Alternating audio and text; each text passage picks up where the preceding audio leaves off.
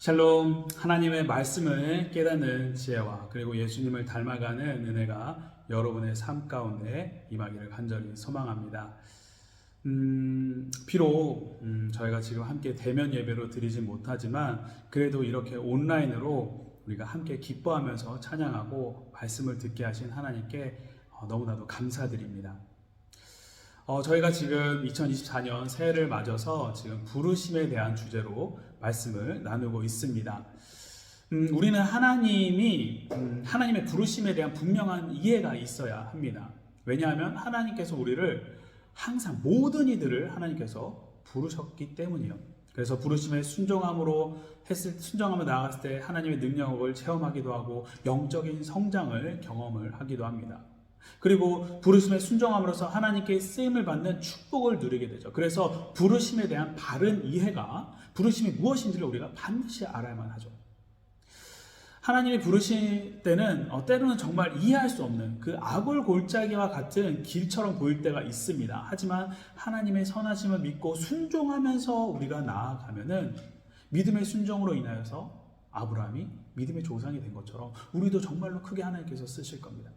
그리고 바울이 하나님의 부르심에 믿음으로 순종하고 나갔을 때 이방인의 사도로 귀하게 쓰임받은 축복을 누린 것처럼 우리들도 귀하게 쓰임을 받을 거예요.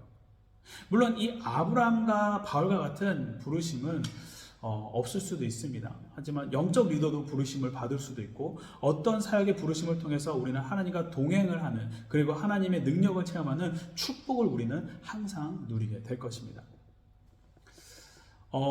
지난주에는 부르심의 그 세 번째 말씀이었을 때 우리는 무슨 주제로 말씀했습니까? 바로 하나님의 부르심을 우리가 어떻게 분별하는가에 대해서 나눴습니다. 그 분별하는 데에서는 크게 네 가지 지표가 있다라고 말씀을 드렸습니다. 첫 번째는 내 마음에 평강을 주신다라고 했어요. 상황을 볼 때 그 부르심이 고난의 길이요 어려움의 길이지만 마음에 평강을 주신다. 그래서 부르심을 분별할 수 있는 가장 큰 지표가 되는 게 마음의 평강을 주느냐 안 주느냐 그거라고 말씀을 드렸죠. 그리고 두 번째는 무엇입니까? 다른 사람들의 권면과 확증을 통해서 우리가 확인할 수 있다 그랬어요. 그래서 영적 리더라든가 멘토를 통해서 또는 가족, 특히 그 배우자를 통해서 하나님의 부르심을 확증을 해 주신다라고 말씀을 드렸습니다. 그리고 세 번째로는 사역의 효율성을 말씀을 드렸어요. 나를 통해서 하나님께서 일하시는 것을 돌아보면 된다라고 말씀드렸습니다. 그리고 네 번째 마지막으로 사역 가운데 기쁨이 있는가, 열정이 살아나는가, 보람이 있는가 그걸 확인하시면 이 자리가 하나님께서 부르신 자리구나 맞구나 라는 것을 확인을 하실 수 있다고 했습니다. 여러분 이렇게 지표를 통해서 나아가는 그 부르심의 자리에 여러분 우리가 품어야 될 마음의 자세가 있어요. 그것은 무엇입니까? 하나님께서 이걸 하면 나의 무언가를 채워주실 거야. 하나님께서 이곳 부르심에 나아가면 나의 소망을 들어주실 거야. 이런 마음의 자세가 아니라 내가 이 부르심에 나아갈 때 내가 더욱더 하나님을 알아가겠구나. 하나님과의 더욱더 깊은 관계를 맺을 수 있겠구나라는 그 기대감을 가지고 나아간다. 그래야만 합니다. 라고 지난주에 말씀을 드렸습니다. 자, 오늘은 그 부르심의 마지막 말씀으로 우리가 부르심에 순종할 때 어떠한 능력이 나타나는지, 즉 그 부르심의 결과에 대해서 여러분들과 마지막으로 말씀을 나누고자 합니다. 여러분, 하나님께서는 부르심 가운데 정말 수많은 것들을 저희들에게 채워주시고 저희들에게 부어주십니다. 그 중에 첫 번째 하나님께서 부어주시는 것은 무엇인가? 자신감이라는 결과를 저희들에게 갖게 하세요. 자신감. 왜냐하면 하나님께서 나를 부르셨고 나와 함께 하시면 우리가 믿고 나아가기 때문에 우리는 자신감을 가질 수밖에 없는 거예요. 왜? 그 믿음의 원천이 바로 내가 아니라 하나님 아버지로부터 오기 때문입니다. 여러분 구약의 그 사사 중에 기드온이라는 사사 있습니다. 여러분 잘 아는 기드온. 여러분 그 기드온은 원래 그 담대하고 용맹한 사람이 아니었어요. 어떤 사람이었냐면은 기드온은 쳐들어온 그 미디안이 너무나도 두렵고 떨려가지고 포도주 틀 안에 숨어가지고 타작을 몰래 하는 그런 아주 평범한 사람이었습니다. 그런데 그가 하나님으로부터 사사로 부름을 받았어요. 자신이 정말로 사사로 부름을 받았는지 그 확인을 몇 번을 합니다. 털뭉치 놓고 적고 다른 거 적고 아니면 이것만 적고 이 확증을 하는 사람이었어요. 그만큼 소심한 사람이었습니다. 그런데 자신이 정말 이스라엘을 구할 사서로 부름을 받았다라는 그 확신이 들자 어떻습니까? 기도는 자신감을 갖고 그때부터 담대히 선포하며 나아가는 거예요. 그러면서 어떻습니까? 손에 그 무기 같지도 않은 그 나팔, 빈 항아리, 그리고 횃불을 놓고 숫자도 3만 명이 아니라 300명을 데리고 적군의 막사로 침입해서 싸우는 거예요. 하나님의 부르심의 결과는 자신감입니다. 그렇게 자신감을 갖고 나아갔던 거예요. 제가 그 부르심에 대한 그 첫 번째 설교 때 여러분들에게 질문을 했던 게, 설마 나 같은 자를 하나님께서 부르시겠어? 라는 생각을 아마 다들 한 번씩 해보셨을 거다라고 말씀을 드렸습니다. 대부분이 자신이 그 질문을 하는 이유는 내가 설마 하면서 나는 하나님의 일하는데 부적합한 사람이다 라고 생각들을 하기 때문이다 라고 말씀을 드렸죠.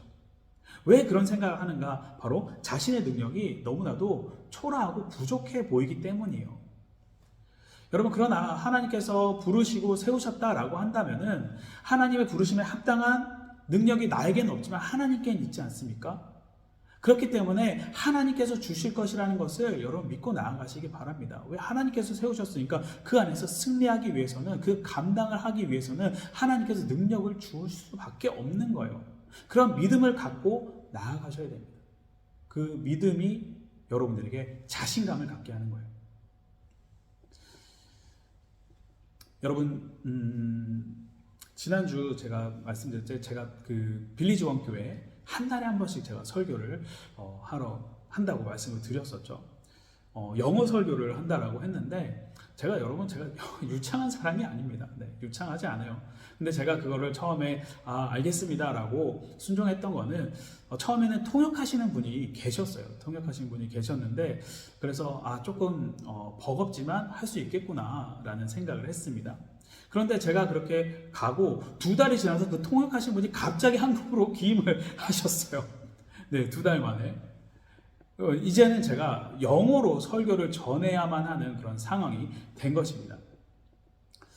그때 순간 그냥 못한다고 할까, 이런 생각도 정말 했었습니다. 왜냐하면 너무나도 저에게 큰 부담감으로 다가왔던 거예요. 그러면서 정말로 한 일주일 내내 그걸 갖고 기도를 했던 것 같아요. 그렇게 일주일 내내 기도를 하다가 한 6일 정도 됐을 때부터 저의 마음 가운데 드는 생각이 뭐였냐면은 이 상황도 하나님께서 허락하셨기 때문에 주어진 것이구나, 이것도 하나님께서 불러주셨기 때문에 내가 이 자리에 있을 수 있는구나 라는 생각을 하게 되었습니다. 그러면서 부의원교회 설교자의 자리도 하나님의 부르심의 자리다 라는 것을 조금씩 인정하게 되었어요. 그러면서 그때 뭐라고 생각을 했냐면은, 하나님께서 세우셨으니까 나의 단어가, 쓰이는 단어가 좀 어색해도, 내 발음이 틀려도 하나님께서 저들에게 잘 전달해 주십시오. 네, 그거는 하나님의 몫입니다 라고 생각하면서 기도하면서 설교를 준비를 했었습니다. 그렇게 해서 처음으로 제가 영어 설교를 만들어서 설교를 했어요. 처음에는 그 설교문을, 한글로 설교문을 만들어요. 설교를 만든 다음에 그걸 다시 이제 영어로 바꾸는 거예요. 그러면서 영어로 바꾼 다음에 그 영어 설교문을 익숙하게 이야기할 수 있도록 계속 몇 번을 연습을 합니다. 한 이틀 정도 계속 연습을 했던 것 같아요. 그렇게 해서 갔어요. 아마 처음 그렇게 했을 때 한 2주 정도 영어 설교만 준비했던 것 같아요. 그렇게 해서 갔는데 첫 영어 설교를 하면서 시작하는데 한 초반에는 정말로 막 정신이 없는 거예요. 정신 없다가 한 중반 이제 한 10분 정도 지나니까 앞에 계신 분들의 얼굴이나 표정이 이제 보이기 시작하는 거예요. 그런데 표정들이 너무 안 좋은 거예요, 다들. 그래서 이거 내용 전달이, 설교 전달이 잘 안 되나 보다. 그래서 큰일 났다, 막 이런 생각이 들었어요. 그렇게 해서 설교를 한 25분 정도 하고 난 다음에 내려왔어요. 그러면서 하나님 어떡합니까? 저 이제 다음 주부터 못하는 겁니까? 이걸 내려와서 기도를 했던 것 같은데, 여러분들 그 부의원교회에 참석을 해보시면 참석해보신 분들 알겠지만, 부의원교회는 이제 초대되신 목사님이 설교를 하고 나면은 담당하신 그 필리핀 목사님께서 설교 내용을 들으시고 그 포인트를 다시 한번 이야기를 해주세요. 그러면서 그 포인트를 붙잡고 기도합시다라고 해서 기도를 하자고 기도 제목들을 알려주십니다. 그런데 그 필리핀 목사님이 같이 들었는데 분명 들을 때는 영 표정이 안 좋으셨거든요. 그런데 요상하게 정말 신기하게 다 알아들으신 거예요. 할렐루야. 그리고는 이거 그냥 요번에만 어떻게 잘 맞추셨나 해서 다음에 또 설교할 때도 똑같이 표정 별로 안 좋으신데 정확하게 다 알아들으시고 기도 제목도 제가 정말 이런 기도를 했으면 좋겠구나 라는 생각했던 거를 콕콕 집어서 기도 제목으로 알려주시는 거예요. 그렇게 하면서 정말 제 마음에 확신이 들었어요. 이런 상황을 연출하신 분도 하나님이시니까 그에 합당한 그 상황을 이겨낼 수 있는, 그래서 승리할 수 있는 능력, 하나님의 부르심에 합당한 그 능력도 하나님께서 주시는구나. 비록 내 발음이 여전히 좋지 않고 단어들은 여전히 일반적으로 쓰지 않는 단어도 가끔가다 쓰지만 그것을 전달해 주시는구나 라는 믿음이 생기면서 지금도 여전히 조금 영어 설교 준비하는데 조금 버겁다라는 생각이 들지만 그래도 이전보다 담대하게 지금 섬기고 있습니다. 사랑하는 성도 여러분, 하나님의 부르심의 자리에서 여러분의 그 연약함과 약점에 여러분 너무 집중하지 마세요. 앞으로의 그 인사발령이 있으실 수도 있고 앞으로 기임하실 때에도 또 다른 곳으로 부르시고 하나님께서 세우신 곳에 하나님의 부르심에 그거 가서 어떡하지? 가서 내가 뭘 해야 되지? 이런 걱정하지 마시고 하나님의 부르심에 그냥 의지하면서 감사함으로 나아가시기 바랍니다. 원하지 않던 힘든 파트로 가든 여러분 걱정하지 마세요. 왜 그런가? 우리 빌립보서 4장 13절 말씀 함께 읽도록 하겠습니다. 시작.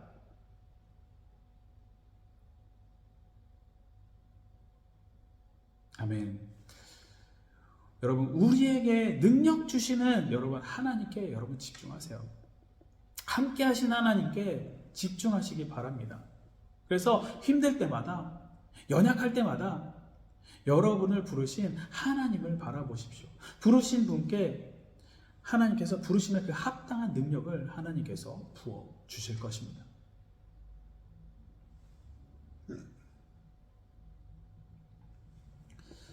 여러분, 두 번째 그 하나님의 부르심은 어떠한 결과를 갖게 하시는가? 바로 인내함을 돕는 결과를 주세요. 인내하도록 돕는 결과. 인내하게 하신다는 거죠. 아무리 하나님의 부르심의 자리라고 해도 여러분 정말 포기하고 싶을 때가 있습니다. 하나님께서 부르심의 자리가 늘 형통하고 즐겁고 기쁜 일만이 아니라는 거 여러분 이미 경험해 보셨잖아요.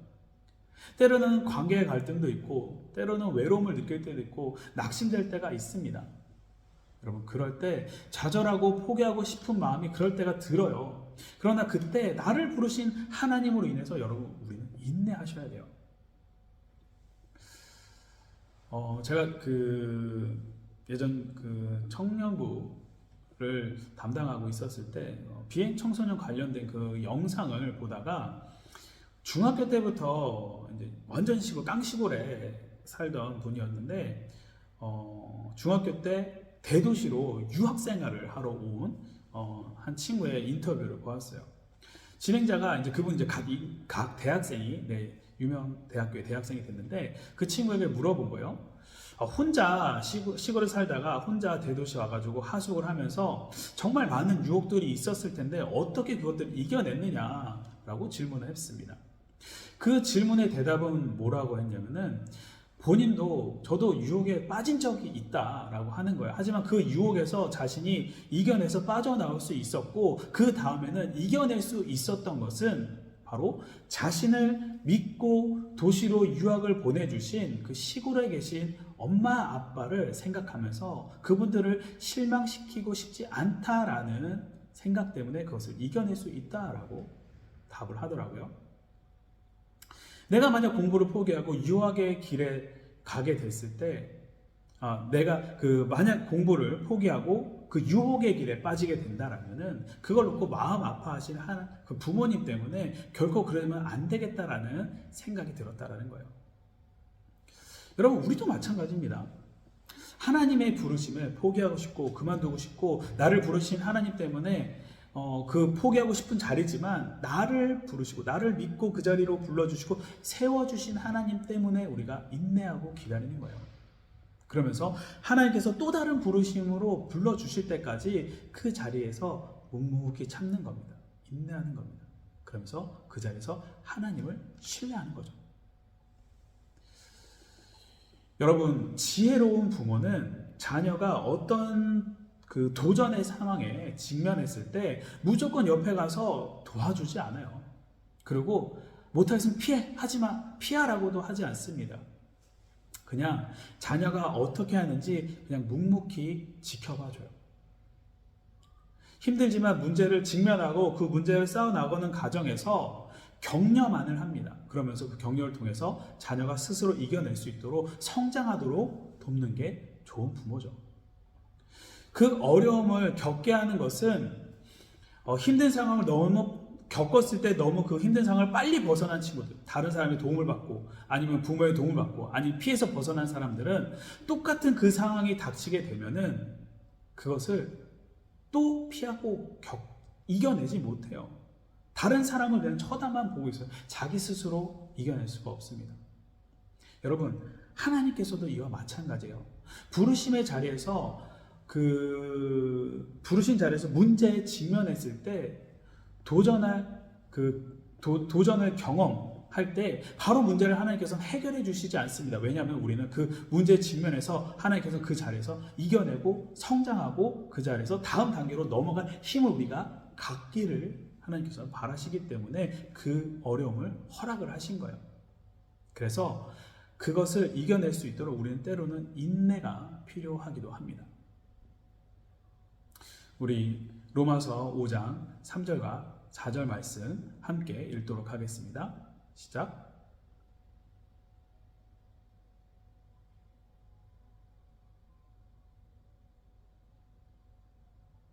아멘. 자, 사랑하는 바라카교회 성도 여러분, 부르심의 자리가 힘들다고 해서 여러분 그냥 박차고 뛰쳐나가서는 안 돼요. 하나님께서는 다른 사역으로 여러분을 부르실 때까지 그 자리에 머물게 하는 것, 그 자리에서 있는 것이 바로 하나님의 뜻입니다. 왜? 하나님께서 안 부르셨잖아요. 불러놓으셨으면 다음 부르심까지 그 자리에 있는 게 우리가 해야 될 몫인 거예요.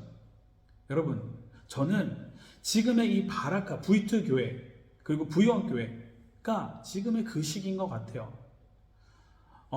어떤 분들은 좀 기임을 하신 분들도 계시지만 지금 여러분들은 여전히 하나님께서 바라카에 두셨어요. 여러분, 그 두신 다음에 아직까지 하나님께서 다른 쪽으로 하나님께서 여러분들을 부르시지 않았잖아요. 그렇다면 하나님의 다음 부르심에 있을 때까지 그곳에서 하나님께서 부르신 목적을 이행하면서 인내하는 것이 여러분의 지금 해야 될 몫입니다. 비록 예배가 어렵고 찬양이 어렵고 기도하기가 어렵고 하나님의 자녀다운 모습으로 살아가는 것이 이전보다 너무나도 힘이 들다고 해도 지금 바라카의 부르심의 자리에서 세상의 모습으로 여러분 돌아서서 바꿔서는 안 돼요. 그러면은 여러분을 향한 하나님의 뜻은 여러분 이루어질 수가 없어요.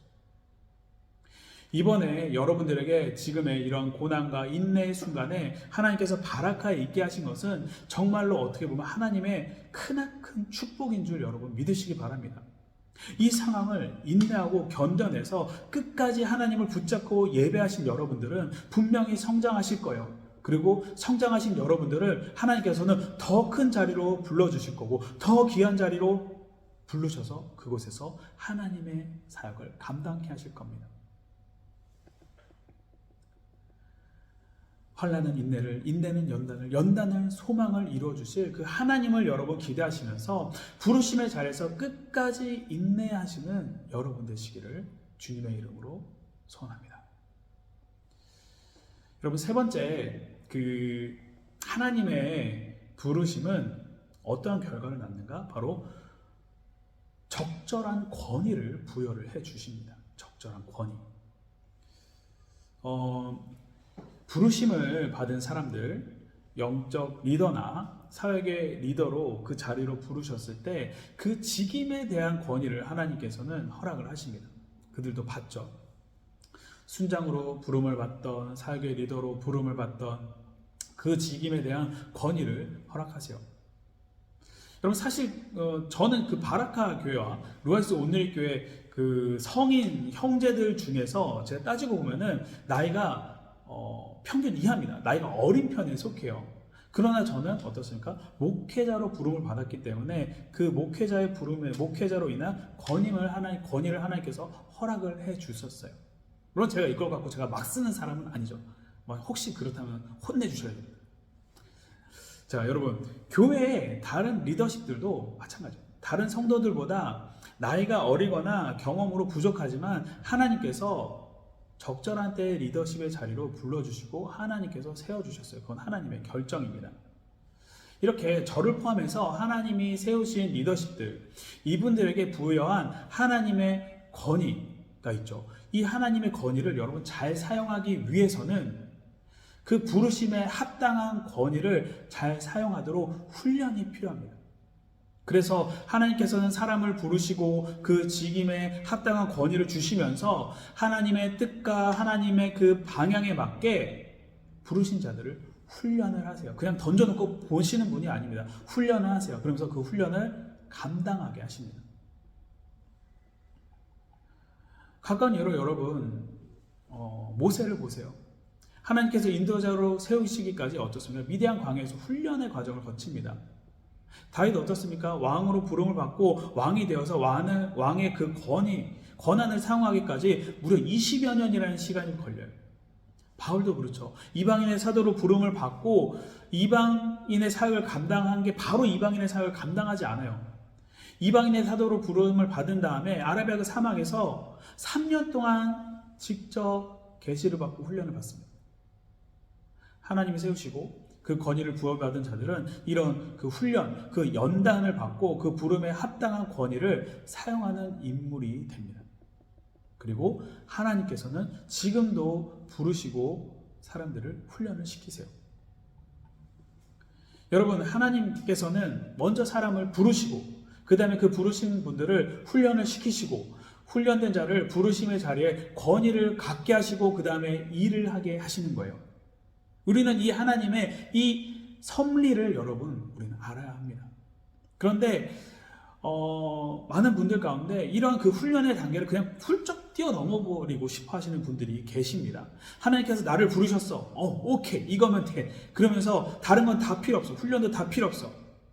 이런 태도는 하나님께서 일하시는 패턴을 완전히 무시하시고 그냥 자기 멋대로 하겠다라는 거예요.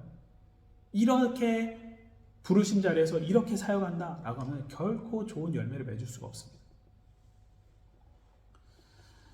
여러분, 하나님께서 우리를 훈련하신다고 했는데 하나님께서 우리를 훈련하시는 방법에는 공식적인 거 그리고 비공식적인 게 있습니다.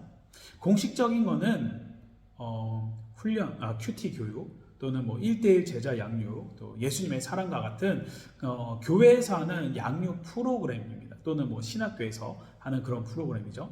비공식적인 훈련은 무엇인가? 그것은 바로 하나님께서 각각 개인별로 삶의 현장에서 하는 훈련들이 있어요.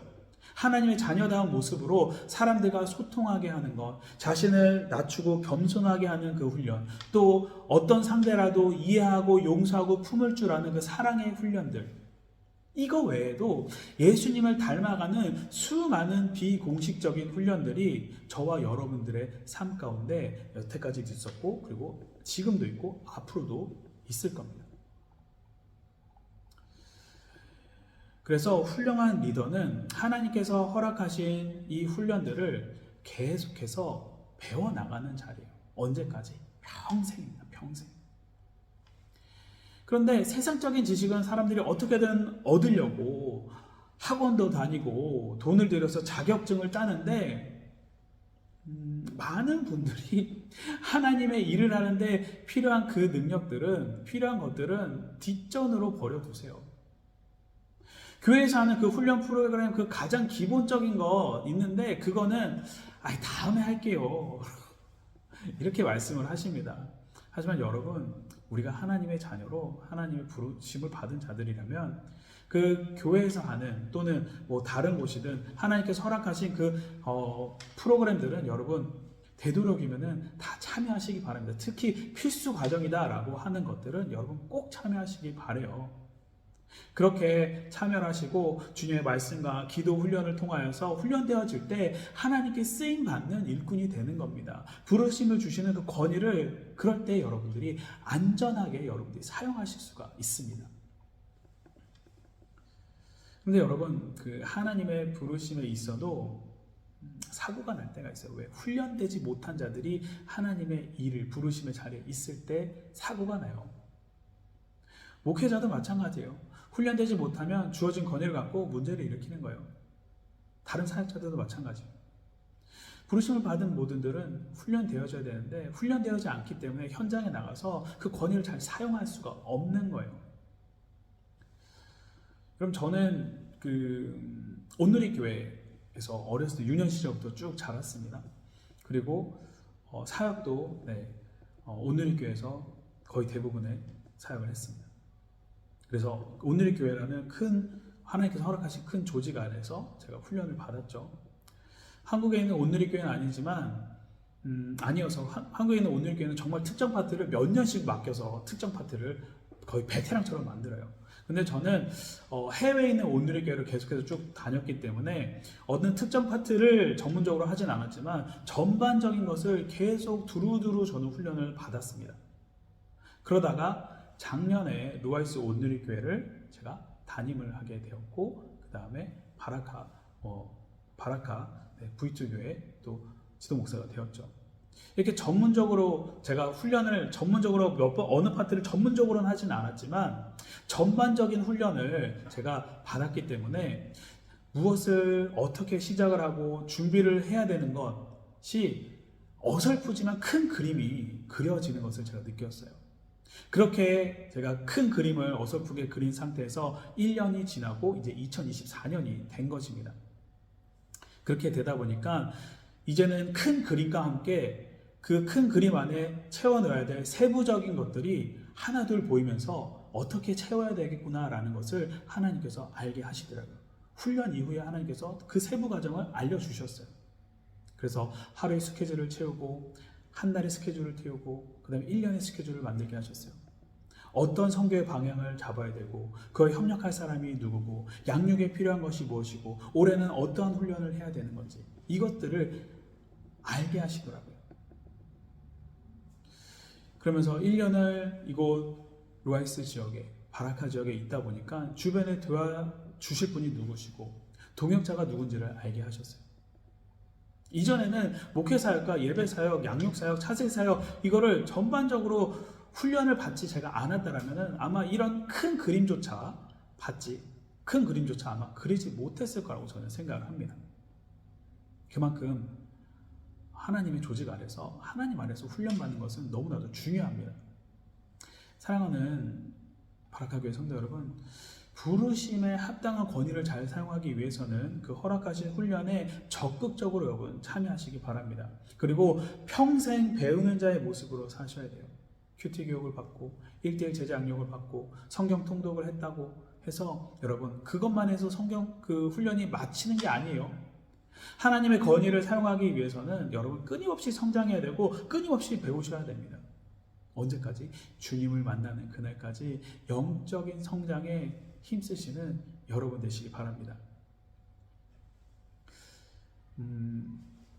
마지막으로 하나님의 부르심은 마지막으로 겸손으로 이끄는 결과물을 허락하십니다. 겸손으로 이끌어요. 하나님께서 나를 부르시고 나를 훈련시키셔서 지금 내 자리에 있게 하셨습니다 라고 고백이 명확한 사람은 그 고백이 명확하지 않는 사람은 모든 것이 자신의 능력으로 되었다라고 착각을 하고 교만을 합니다. 내가 이 자리에 있기까지 정말 나의 노력이지 하나님은 그냥 좀만 밑에서 얹어주신 거야 이렇게 생각하는 사람들이 있어요.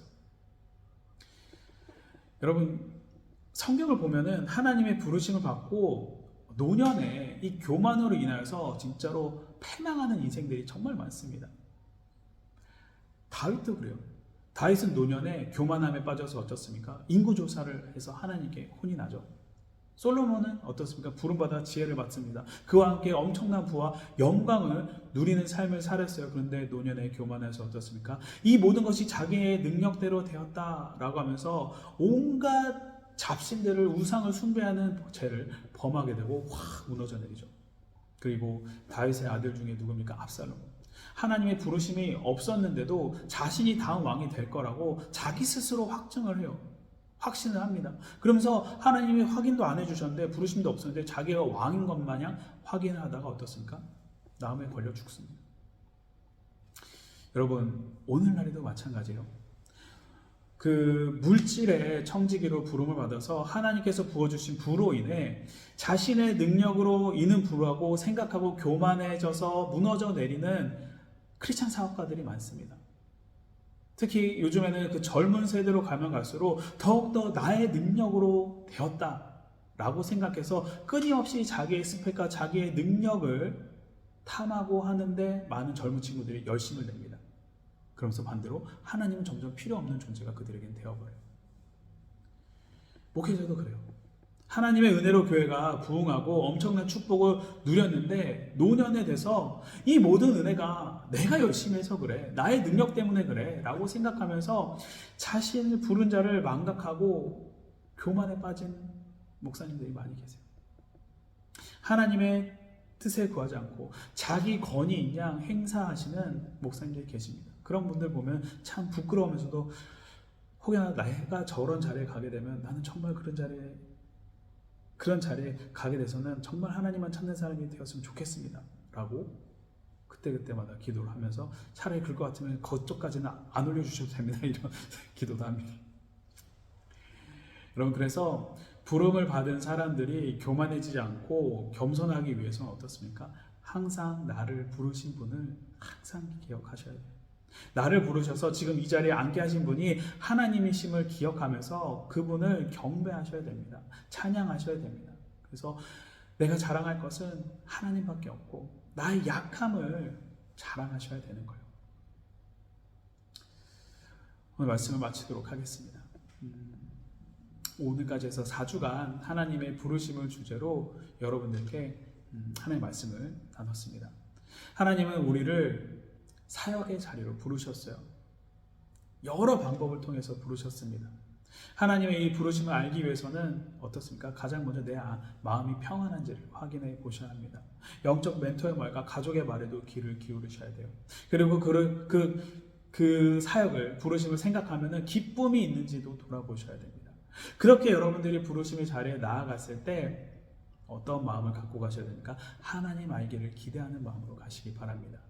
마지막으로 부르심을 통해서 하나님께서 능력과 권위를 우리에게 허락을 하셨어요. 주님께서 주신 그 능력과 권위를 합당하기 위해서는, 쓰기 위해서는 훈련이 필요합니다. 겸손한 모습으로 이 땅에 오신 그 예수님을 닮아가는 훈련이 우리들이 끊임없이 이루어져야 돼요.